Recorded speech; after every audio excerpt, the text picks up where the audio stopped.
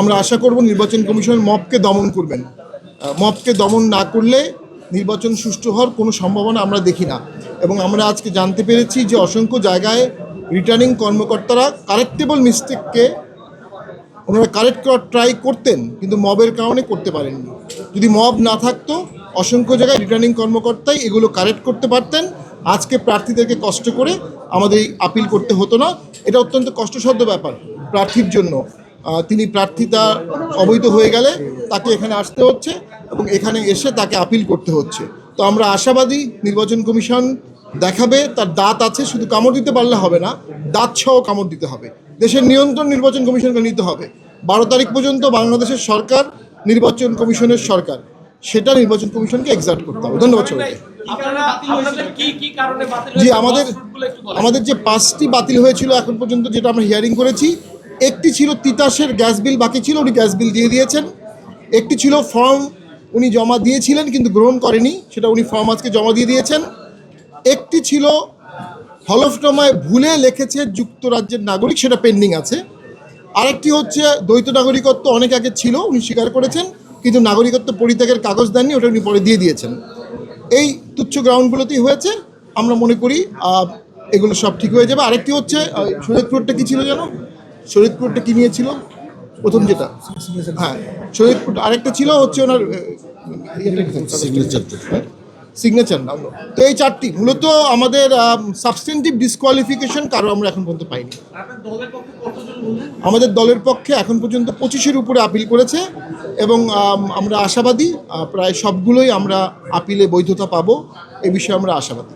আর মনোবল হতে হয় স্পাদৃঢ়। জেরুজালেম 25 বছরের পথ চলায় নিরাপদে রাখার প্রত্যয়ে না, আমরা মনে করি দ্বৈত নাগরিকত্ব থাকলে অবশ্যই এটা ডিসকোয়ালিফিকেশন, এবং দ্বৈত নাগরিকত্ব বাতিল না করে কেউ ভোট করতে পারবে না। আমাদের যে প্রার্থী তিনি দ্বৈত নাগরিক না, তার এফিডেভিটে ভুলবশত নাগরিকত্বের জায়গায় যুক্তরাজ্য লিখেছেন, শুধু এই একটি অক্ষর।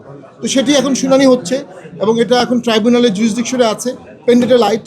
আমরা দৃঢ়ভাবে আশাবাদী all doubt has to be resolved in favour of the candidate. এটা হচ্ছে ইনক্লুসিভ ভোটের প্রথম শর্ত। তো যেহেতু আমাদের ওই গঙ্গাছড়ার কেসে রিটার্নিং কর্মকর্তা তার দ্বৈত নাগরিকত্বের কোনো কাগজ দেখাতে পারেনি, তার বিদেশি পাসপোর্টের কোনো কাগজ কেউ দেখাতে পারেনি, আমরা আশাবাদী এখানে আমরা ন্যায় বিচার পাবো। দেখুন, আমি যেহেতু আমাদের যারা মনোনয়ন জমা দিয়েছি ইনক্লুডিং আমরা সবাই জাতীয় পার্টির লাঙ্গলের মনোনয়নপত্র সহ মনোনয়ন জমা দিয়েছি এবং আমাদের মনোনয়নপত্রের সাথেই লাঙ্গল মার্কার প্রতীক সহ দেওয়া আছে। সেভাবেই এটা গ্রহণ হয়েছে, সেভাবেই এটা বৈধ হয়েছে। লাঙ্গল সম্পূর্ণরূপে জিএম কাদেরের মালিকানায় আছে, এটা এর ব্যতিক্রম হওয়ার কোনো আইনগত সুযোগ নাই। ধন্যবাদ। 25 থেকে 30টি। জি না,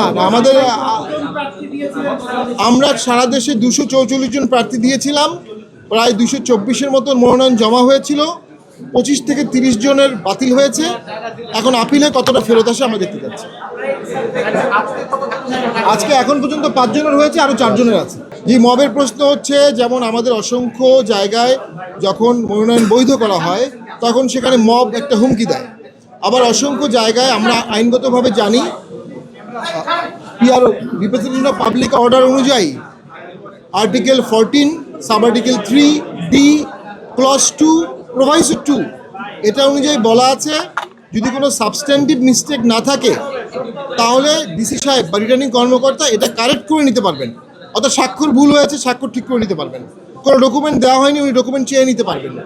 আমরা অনুভব করেছি মবের ভয়ে অথবা কলঙ্ক দেওয়ার ভয়ে, বায়াসের অভিযোগ আসবে এই ভয়ে অনেক রিটার্নিং কর্মকর্তা এই ছোট ছোট মিস্টেকগুলো কারেক্ট করে নেননি। ওনারা যদি কারেক্ট করে নিতেন তাহলে আজকে নির্বাচন কমিশনকে 600টি আপিল শুনতে হতো না। তো সেখানে একটা মবের অনুচিত প্রভাব ছিল। আমরা আশা রাখবো ভোট যত আসবে মব তত স্তিমিত হবে, মব ইলিমিনেট হবে, এটা আমাদের আশা।